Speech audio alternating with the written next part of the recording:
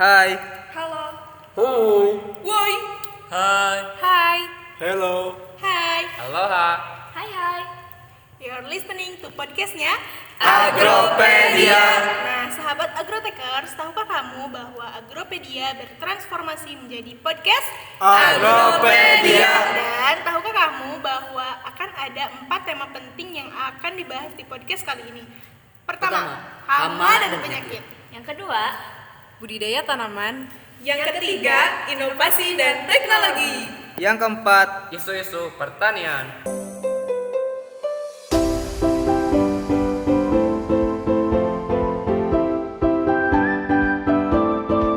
Hai sahabat Agrotekers, kali ini kita mau ngebahas tentang cabai nih. Nah, cabai itu termasuk ke dalam genus Capsicum. Dia punya senyawa capsaicin yang bisa menyebabkan sensasi pedas loh saat kamu memakannya. Nah, cabai juga merupakan salah satu komoditi yang penting banget. Bahkan fluktuasi harga di pasar itu terkadang lebih tinggi loh dibanding dengan harga komoditi pangan pokok.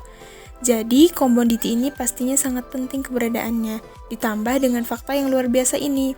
Nah, kita akan membahas tentang fakta-fakta keren nih dari cabai. Pertama, yaitu dapat menurunkan kadar gula dan meningkatkan hormon insulin loh. Nah, ini kabar gembira untuk para diabetarians. Tapi jangan sampai berlebihan ya dalam mengkonsumsi cabai.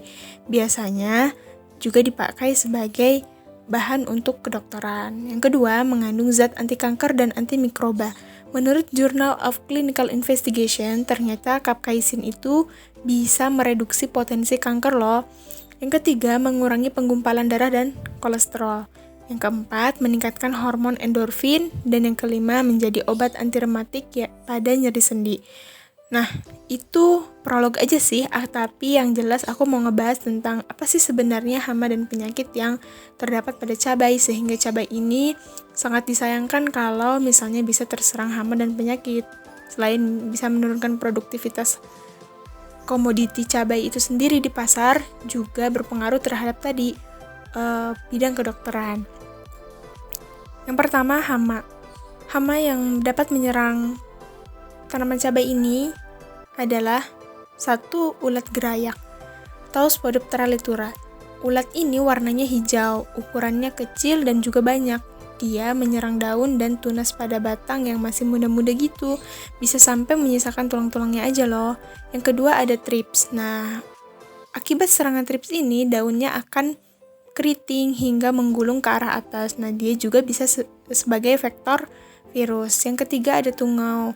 Biasanya jenis tungau yang diserang itu adalah kuning dan juga merah. Nanti akan berefek pada daun yang keriting dan menggulungnya ke bawah, sampai akhirnya daunnya rontok. Yang keempat, ada kutu daun. Kutu daun berakibat pada daun yang menjadi keriting dan terhambat pertumbuhannya. Yang kelima, ada lalat buah. Nah, lalat buah ini dia menyisipkan telur yang akhirnya menjadi larva, dan larva inilah yang nanti bisa menyebabkan kerontokan daun dan juga kebusukan pada buah. Yang keenam, ada puru akar, menyerang bagian akar dan juga batang. Yang ketujuh, ada ulat tanah atau Helicoverpa dan Spodoptera exigua. Nah, ulatnya berwarna coklat ataupun hijau, ukurannya gede loh, bisa sampai segede pensil. Nah, ulatnya aktif di malam hari dan kalau siang hari dia akan mengumpat. Nah, akibat dari ulat ini biasanya merusak tanaman cabai hingga berhektar-hektar dalam waktu 1 hari loh guys. Nah, yang kedua kita akan ngebahas tentang penyakit. Penyakit-penyakit apa aja sih yang bisa menyerang tanaman cabai ini? Pertama, bercak daun. Bercak daun ini disebabkan oleh jamur Cercospora capsaicii. Menyerang jika kelembaban tinggi, akibatnya nanti akan menimbulkan bercak-bercak hitam dan bulat pada daun. Lalu kemudian menguning dan juga rontok. Yang kedua ada antraknos atau yang sering dikenal patek. Nah, gejalanya layu, kemudian gejala ini bisa ditimbul pada saat persemaian dan juga bisa mengakibatkan kematian. Bisa busuk kering pada batang dan juga daun pada buah ini mengalami kebusukan. Nah, ini disebabkan oleh jamur Coledotrichum capsaicii atau Coledotrichum gliosporoides. Nah, yang ketiga ada layu fusarium. Layu fusarium ini disebabkan oleh jamur Fusarium sp, Verticulum sp, dan Periculari sp. Nah, ini kalau pagi seger tapi kemudian sore jadi lesu dan juga mati. Itu gejala yang ditimbulkan akibat serangan penyakit ya. layu fusarium. Yang keempat ada busuk batang dan busuk kuncup. Yang ini disebabkan oleh jamur Phytophthora capsicum. Kemudian yang kelima ada layu bakteri. Layu bakteri ini disebabkan oleh bakteri Pseudomonas solanacearum menyerang pada bagian batang. Yang keenam ada busuk buah. Nah, busuk buah ini ada dua loh. Pertama ada busuk buah yang diakibatkan oleh busuk buah yang terdapat di tangkai atau bagian pucuknya nanti menguning. Kemudian ada larva di dalam buahnya, akibatnya busuk dan juga rontok. Tapi yang kedua ada busuk kering. Busuk kering ini diakibatkan oleh Colletotrichum gloeosporides. Nah, ini bulat-bulat hitam gejalanya dan juga dipenuhi cendawan seperti bulu-bulu halus dan berwarna hitam. Yang ketujuh ada virus kuning atau keriting bule.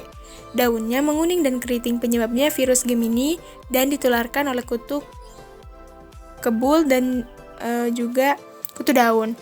Yang kedelapan ada mosaik. Nah, ini disebabkan oleh cucumber mosaic virus atau CMV. Daunnya belang kekuningan, pertumbuhannya menjadi kerdil, juga tulang daunnya akan menguning. Nah, ini dibantu penyebarannya pakai serangga loh. Nah, demikian yang dapat disampaikan. Mudah-mudahan jadi bahan untuk bisa menjadi informasi dan menjadi ilmu pengetahuan dan wawasan kita ya. Terima kasih. Sampai ketemu di pertemuan selanjutnya. See you. Stay tune di hari Senin ya. Bye.